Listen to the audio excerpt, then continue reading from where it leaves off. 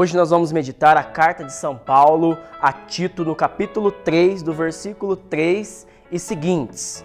Nesta carta nós vamos ver as três fases da vida cristã: o passado, o presente e o futuro. O passado fala da condenação de uma vida sem a graça.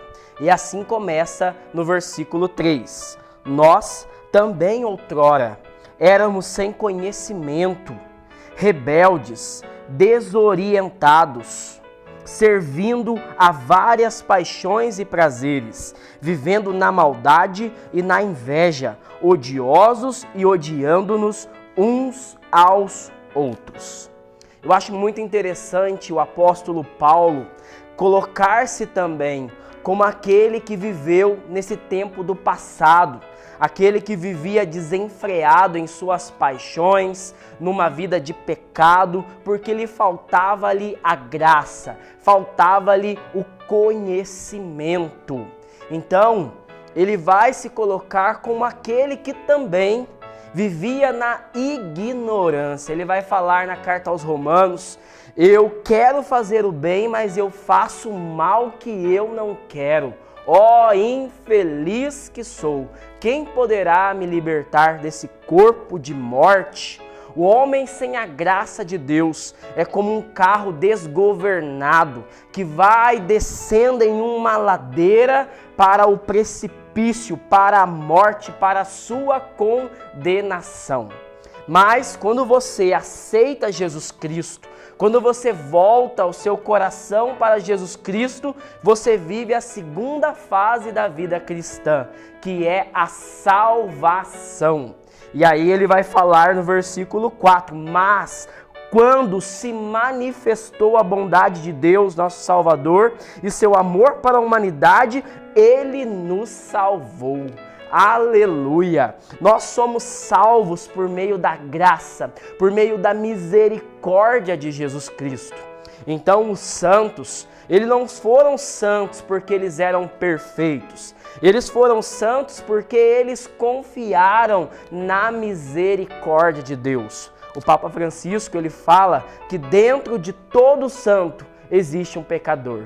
E dentro de todo pecador existe um santo. Então, se você está vivendo numa vida de pecado, eu quero falar para você que hoje você pode viver esta salvação em Jesus Cristo. Nós podemos viver como salvos. E se nós vivermos como salvos, nós vamos viver a terceira fase da vida cristã.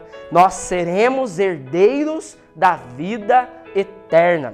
E como que nós vamos receber a vida eterna? Nós vamos receber a vida eterna vivendo constantemente uma renovação espiritual, uma renovação no poder do Espírito Santo. E assim ele continua no versículo 5. Ele nos salvou não por causa dos nossos atos de justiça que tivéssemos praticado, não por causa dos nossos méritos. Nós éramos pecadores, mas por sua misericórdia, mediante o banho da regeneração e a renovação do seu Espírito, para que, justificados por sua graça, nos tornemos na esperança herdeiros da vida eterna. Quero te fazer uma pergunta. Você tem vivido como um cristão que é salvo? Você tem abandonado a ignorância, a rebeldia, as paixões desordenadas?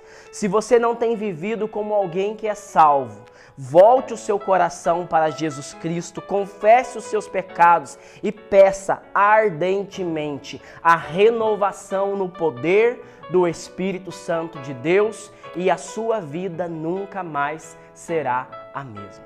Quero fazer uma oração por você. Se você puder, incline um pouquinho a sua cabeça, feche um pouco os seus olhos. Deus, Ele está em todos os lugares e em todo o tempo. Ele sonda o nosso passado, o nosso presente e conhece o nosso futuro. E Ele quer arrancar de você de uma vida de pecado para te dar a graça da salvação para que você possa receber a vida eterna.